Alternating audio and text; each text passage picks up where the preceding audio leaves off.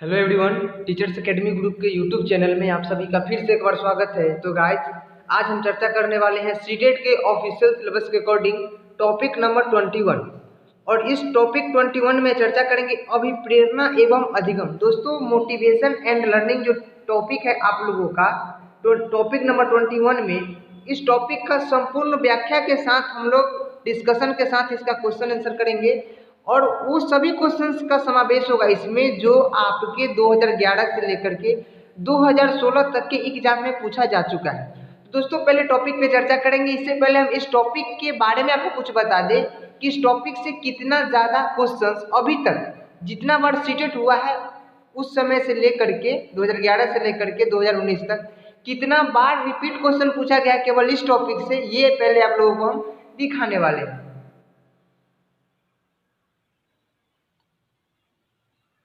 तो चलिए देखिए, ये जो आपका टॉपिक है अभिप्रेरणा एवं अधिगम, इसका देखिए ध्यान से यहाँ पे देखिएगा। 2011 में 2 क्वेश्चंस पूछा गया है, एक उसके बाद 12 में 1 क्वेश्चंस पूछा गया है, 13 में 1 क्वेश्चंस पूछा गया, 14 में 5 क्वेश्चंस पूछा गया, 15 और 16 में 2-2 क्वेश्चंस पूछा गया दोस्तों।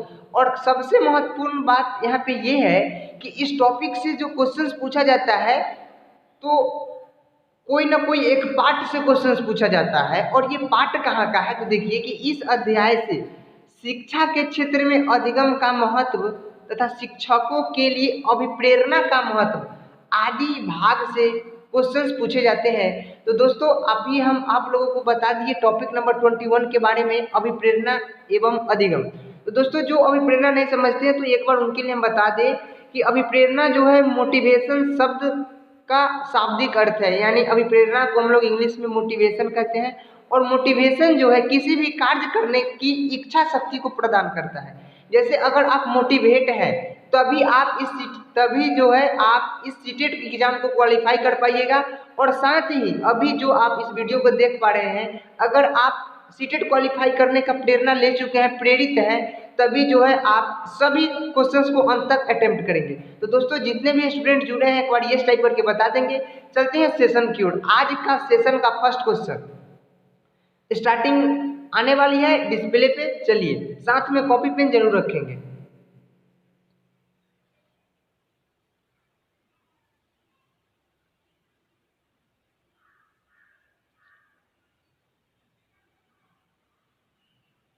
चलिए, आज के सेशन का पहला क्वेश्चन आपके डिस्प्ले पे दिख रहा है, आंसर करना है आप लोगों को। क्वेश्चन है अभिप्रेरणा क्या है, मोटिवेशन क्या है, बताइए। ऑप्शन है किसी कार्य को करने की इच्छा शक्ति, किसी कार्य को नहीं करने की इच्छा शक्ति। अभिप्रेरणा सामान्यतः बालकों में निराशा का भाव उत्पन्न करता है। ऑप्शन डी उपरोक्त में से कोई नहीं। देखिए, कोई बालक प्रेरित होता है तो बहुत अच्छे तरीके से पढ़ता है। कहने का मतलब कि किसी बालक को सीखने के लिए प्रेरित होना बहुत जरूरी है, यानी उनको अंदर से जागना बहुत जरूरी है, यानी सक्रिय रहना बहुत जरूरी है। जैसे आप लोगों को पढ़ाया गया होगा ट्रेनिंग के समय, जब आप प्रशिक्षण ले रहे होंगे अपने कॉलेज में, तब कि बच्चे को पढ़ाते समय प्रेरित करना चाहिए। प्रेरित कैसे किया जाता है, उनका जो जवाब दिया गया है, उनके द्वारा जो भी जवाब दिया गया है उनमें आपको बोलना है कि बहुत अच्छा है, बहुत अच्छा है, ऐसे आप कर सकते हैं, कीजिए। इस प्रकार का जो बच्चे को हम बात बताएंगे तो उससे बालक जो है अभिप्रेरित होंगे। तो अभिप्रेरणा जो है किसी कार्य को करने की इच्छा शक्ति प्रदान करता है। तो जो भी स्टूडेंट ऑप्शन नंबर 1 की ओर गए हैं उनका बिल्कुल करेक्ट आंसर था। चलते हैं नेक्स्ट क्वेश्चन पे। चलिए, नेक्स्ट क्वेश्चन, निम्न में से किस मनोवैज्ञानिक ने अभिप्रेरणा को सीखने का राजमार्ग बताया है। अभिप्रेरणा को सीखने का राजमार्ग, जैसे हमें अगर मंजिल प्राप्त करना है तो मंजिल प्राप्त करने से पहले हमें रास्ते पे चलना बहुत जरूरी होता है। तो रास्ते पे चलने का दृढ़ संकल्पित कौन व्यक्ति होता है, जो अंदर से अभिप्रेरित होता है। जैसे आपको सीटेट का एग्जाम क्वालिफाई करना है तो एग्जाम क्वालिफाई करने के लिए आपको सिलेबस पढ़ना है टोटल। मान लीजिए कि आपका सीटेट अगर मंजिल है और उस मंजिल को प्राप्त करने के लिए आपको सीटेट का जो रास्ता है यानी सिलेबस है उसको आपको तैयार करना होगा। तो यही क्वेश्चन में पूछा कि अभिप्रेरणा जो है, मोटिवेशन जो है, सीखने का राजमार्ग है, यह कथन किसका है। तो देखिए स्किनर महोदय, जो स्किनर एक मनोवैज्ञानिक है जिनका कथन है कि अभिप्रेरणा सीखने का राजमार्ग है। किसी भी चीज को सीखने के लिए हमें अभिप्रेरित होना बहुत ज़्यादा जरूरी है। जैसे अभी हम मोटिवेट नहीं होंगे, क्या होता है कि जैसे जैसे आप ही शिक्षक बनिएगा तो बच्चे को पढ़ाने से पहले मोटिवेट कीजिएगा कि देखिए पढ़ने से हमें क्या क्या फायदे होते हैं, पढ़ने से हमारे अंदर नॉलेज बिल्डअप होंगे, उससे क्या होगा कि हम किसी अन्य बच्चे को अच्छे तरीके से समझा सकते हैं और उससे हमारा बहुत सारा फायदा है। पढ़ाई का यानी शिक्षा के क्षेत्र में उससे जो शिक्षा के क्षेत्र से उसको जोड़ करके उसको शिक्षा का महत्व के बारे में जानकारी देंगे, तब बच्चे जो है प्रेरित हो जाएंगे और तब सीखना प्रारंभ करेंगे। तो सेकेंड क्वेश्चन का आपका ऑप्शन नंबर 1 करेक्ट है। चलते हैं थर्ड क्वेश्चन की ओर। आंसर करना है आप लोगों को। चलिए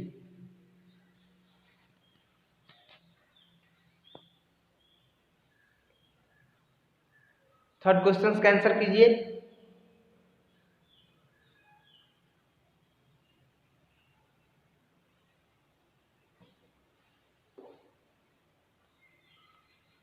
थर्ड क्वेश्चन है, जिस लक्ष्य के प्रति पहले कोई आकर्षण नहीं था उस लक्ष्य के प्रति कार्य करने की उत्तेजना ही अभिप्रेरणा है। अभिप्रेरणा के संदर्भ में यह कथन किस मनोवैज्ञानिक का, बताइए।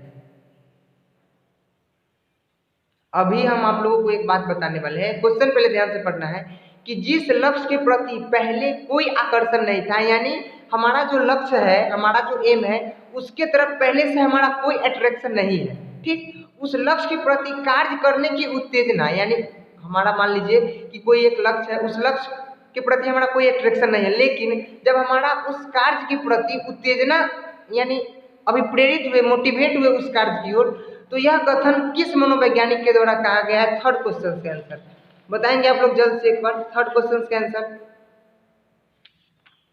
थर्ड क्वेश्चन देखिए वुडवर्थ का नहीं है और वुड का भी नहीं है। स्किनर का कथन तो हम पहले ही बता चुके हैं, यह है बर्नार्ड का, ठीक। बर्नार्ड एक फिलोसफर है जिनका कथन है कि जिस लक्ष्य के प्रति पहले कोई आकर्षण नहीं था उस लक्ष्य के प्रति कार्य करने की उत्तेजना ही अभिप्रेरणा है। यह आपका बर्नार्ड का कथन है। थर्ड क्वेश्चन का ऑप्शन नंबर सी। चलते फोर्थ क्वेश्चन की ओर।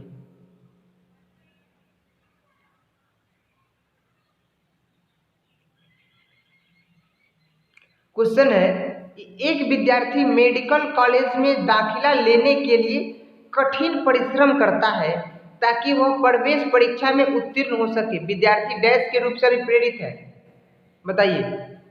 देखिए यहाँ पे तो आंसर ही दे दिया है, आंतरिक ही आंसर होगा, ये नहीं देना था, मिस प्रिंटिंग हो गया, ठीक।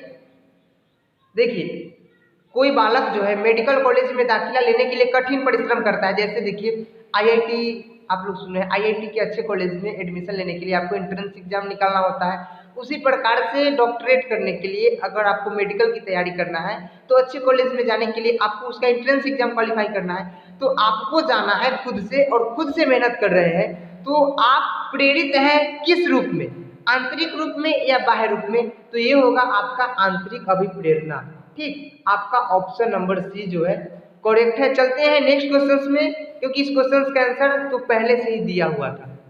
फिफ्थ क्वेश्चन की ओर चलिए, फिफ्थ क्वेश्चन का आंसर करिएगा।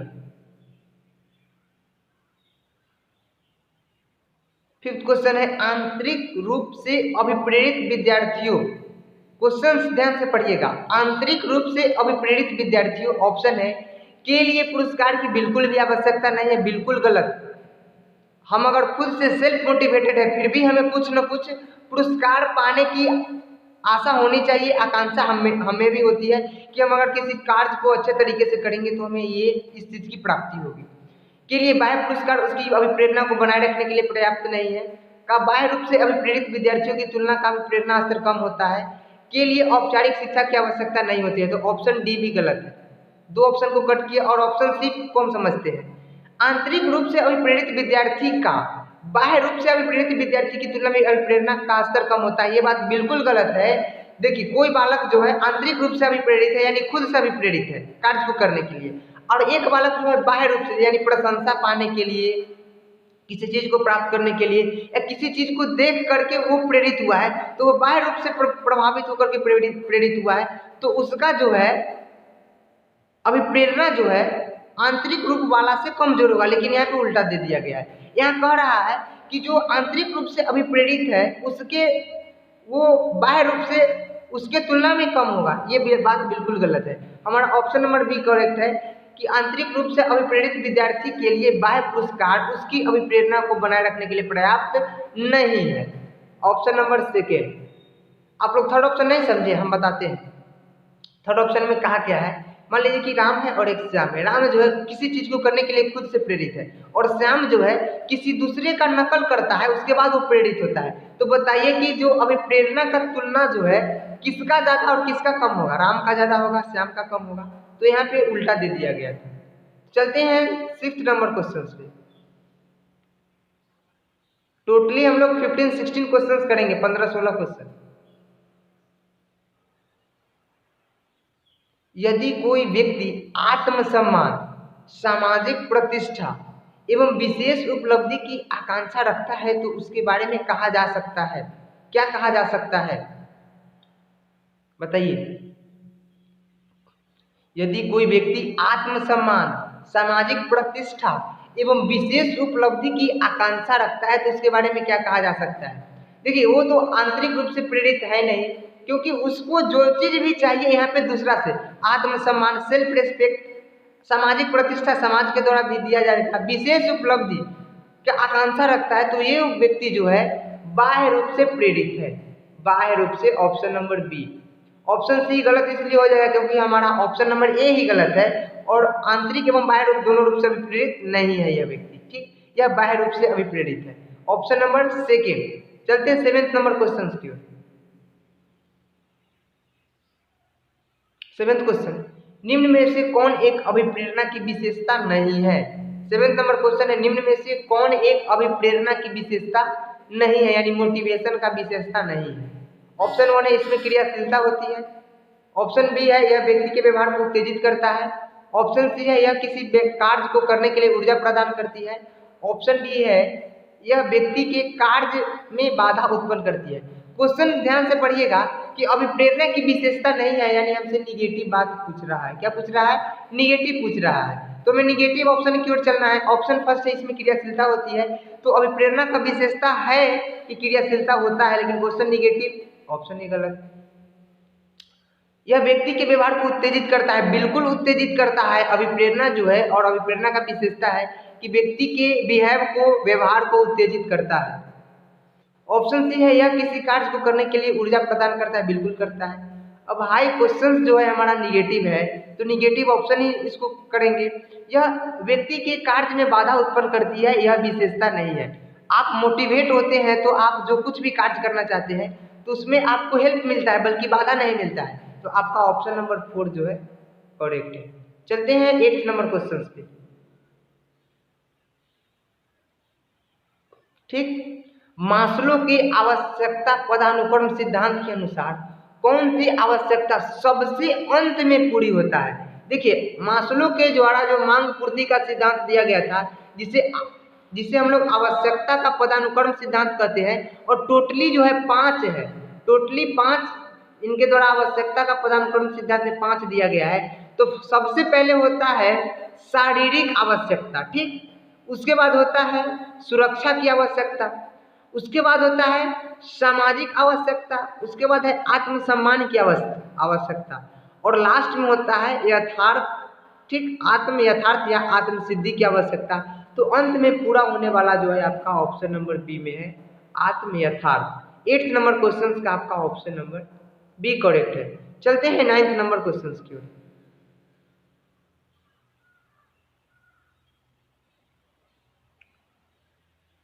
9th क्वेश्चन, मास्लो के अनुसार निम्नलिखित प्रेरणाओं में सबसे अधिक शक्तिशाली प्रेरणा कौन सी है? बताइए। मास्लो के अनुसार निम्नलिखित प्रेरणा, मास्लो के अनुसार जो प्रेरणा दिया गया है, मोटिवेशन दिया गया है, मोटिवेट किया गया बच्चे को, उसमें सबसे शक्तिशाली कौन है? दैहिक आवश्यकता तो सबसे पहला है, ये तो होगा नहीं। व्यक्तिगत सामाजिक नहीं, सामान्य सामाजिक भी नहीं। तो आप लोग आंसर किए होंगे सी, अर्जित प्रेरणाएं। तो जो भी स्टूडेंट किए हैं अर्जित प्रेरणाएं, यानी जो प्रेरणा अर्जित की जाती है वो सबसे अधिक शक्तिशाली होता है। देखिए अर्जित करने का मतलब खुद से क्रिएट किए हैं, सीखे हैं। 9th का हमारा ऑप्शन नंबर सी करेक्ट है। चलते हैं 10th नंबर क्वेश्चन की ओर।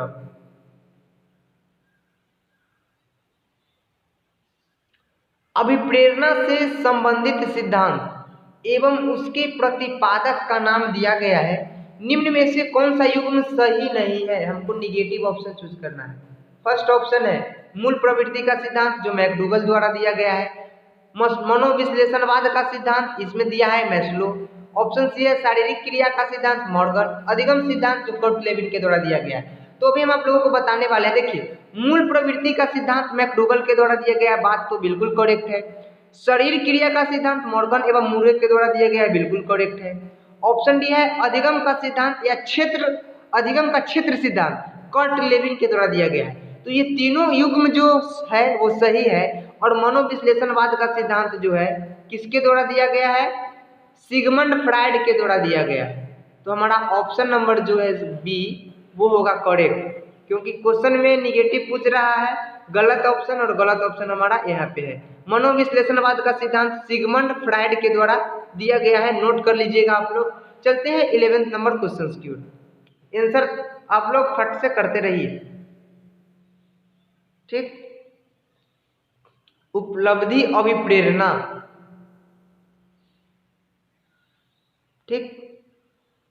उपलब्धि अभिप्रेरणा चुनौतीपूर्ण कार्य करने में डटे रहने की प्रवृत्ति है, असफलता से बचने की प्रवृत्ति है, सफलता व असफलता को समान रूप में स्वीकार करने की तत्परता है, बिना विचारे जल्दबाजी में कार्य करने की प्रवृत्ति है। बताइए उपलब्धि अभिप्रेरणा बिना विचारे जल्दबाजी में कार्य करने की प्रवृत्ति नहीं है, सफलता व असफलता को समान रूप में स्वीकार करने की तत्परता नहीं है, असफलता से बचने की प्रवृत्ति भी नहीं है, तो है क्या?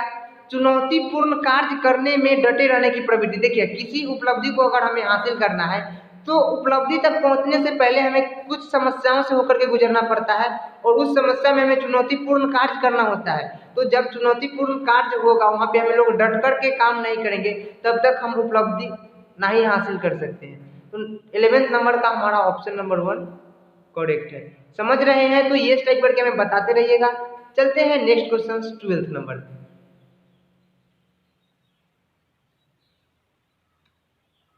ठीक, किसी कार्य को अपनी स्वयं की इच्छा से न करके दूसरे की इच्छा से करना पड़ता है, तो अभिप्रेरणा की कौन सी स्थिति होगी? बताइए आप लोग। अगर कोई कार्य आप अपने स्वयं की इच्छा से नहीं करना चाहते, किसी दूसरे के दबाव में आकर के आपको उसके इच्छा से कार्य करना पड़ता है, तो यह अभिप्रेरणा की कौन सी स्थिति होगी? बताइए। सकारात्मक होगा, नकारात्मक होगा, उदासीन होगा, उनमें से कोई नहीं। देखिए सकारात्मक स्थिति तब होगी जब आप सेल्फ होकर के खुद से काम करेंगे, अपने स्वेच्छा से कार्य करेंगे, तो ये तो आपका हुआ नहीं। उदासीन स्थिति होता नहीं है, नकारात्मक स्थिति होगा। जैसे आप ही अगर किसी दूसरे के दबाव में आकर के इस सेशन को अटेम्प्ट करेंगे, तो यह आपका आप पे निगेटिव इफेक्ट को छोड़ेगा, ठीक, पॉजिटिव इफेक्ट को नहीं छोड़ेगा। तो आपका 12th नंबर का ऑप्शन नंबर बी करेक्ट है। चलते हैं 13th नंबर क्वेश्चन। 13वां क्वेश्चन, निम्नलिखित में से प्रेरणा देने वाला घटक है। निम्नलिखित में से प्रेरणा देने वाला घटक कौन है? फर्स्ट है आकांक्षा, सेकेंड है प्रोत्साहन, ऑप्शन सी है दंड, ऑप्शन डी है उपरोक्त में से सभी। देखिए जो स्टूडेंट नए होंगे वो चैनल को सब्सक्राइब करके वीडियो को लाइक शेयर करेंगे जरूर। 13th नंबर क्वेश्चन, प्रेरणा देने वाला घटक कौन है? देखिए आकांक्षा ये प्रेरित करता है आपको, प्रोत्साहन भी प्रेरित करता है, दंड भी आपको प्रेरणा देता है। जैसे कि किसी बालक को अगर दंडित किया गया शिक्षकों के द्वारा, तो उस दंड को देख करके हम खुद से प्रेरित होते हैं कि नहीं हमें यह काम नहीं करना है, नहीं तो हमें भी दंडित किया जाएगा। यानी उपरोक्त में से सभी। 13th का ऑप्शन नंबर डी। टोटली 2 या 3 क्वेश्चन और बचे हुए हैं इस सेशन का। चलिए प्रेरणा किसकी व्याख्या करता है? प्रेरणा किसकी व्याख्या करता है? व्यवहार क्या है, व्यवहार के प्रभाव, व्यवहार क्यों घटित होता है? उपरोक्त में से कोई नहीं। देखिए व्यवहार तो हमारा बिहेव के द्वारा निर्धारित होता है, तो ये तो हमारा होगा नहीं, ये भी नहीं होगा। अब देखिए प्रेरणा जो है, मोटिवेशन जो है, हमारा व्यवहार इस प्रकार का क्यों है, ये हमारा मोटिवेशन दर्शाता है। जिस प्रकार के मोटिवेट रहेंगे हम उसी प्रकार का व्यवहार हमारे द्वारा किया जाएगा। तो 14th का ऑप्शन नंबर जो है सी होगा। ठीक, चलते हैं 15th नंबर क्वेश्चन पे। प्रेरणा छात्र में रुचि उत्पन्न करने की कला है। दिया गया कथन किस मनोवैज्ञानिक का है? 15वां नंबर क्वेश्चन, प्रेरणा छात्र में रुचि उत्पन्न करने की कला है, दिया गया कथन किस मनोवैज्ञानिक का है? थॉमसन का, गिलफोर्ड का, क्रो एवं क्रो का, पियाजे का? बताइए 15th नंबर क्वेश्चन का आंसर जल्द से। देखिए पियाजे और क्रो एवं क्रो का तो है नहीं, गिलफोर्ड का भी नहीं है, थॉमसन के द्वारा दिया गया है, ऑप्शन नंबर 1। ठीक, और आज के सेशन का लास्ट क्वेश्चन, सीखने में प्रेरणा की भूमिका होती है, यह बाल व्यवहार में परिवर्तन लाती है, यह चरित्र निर्माण में सहायता करती है, यह मानसिक विकास को बढ़ाती है, और ऑप्शन डी उपरोक्त सभी। बताइए सीखने में प्रेरणा की भूमिका कैसी होती है? Option A, B, C, D. D बिल्कुल करेक्ट कर रहे हैं, डी वाले सभी सही है। अब किन्हीं को कोई क्वेश्चंस में कोई डाउट है तो बताइए, फिर हम लोग जुड़ेंगे 9:30 बजे। ठीक, 9:30 बजे वाली सेशन में हम लोग इसका जो टॉप और 10 क्वेश्चंस होगा उस पर डिस्कशन करेंगे। ये देखिए हमारा आज के सेशन का टॉपिक 21 का टॉप क्वेश्चन कराया गया है। जो नए होंगे वो चैनल को सब्सक्राइब करके वीडियो को लाइक शेयर जरूर करेंगे। धन्यवाद, बाय बाय, टेक केयर, फिर मिलेंगे नेक्स्ट सेशन में।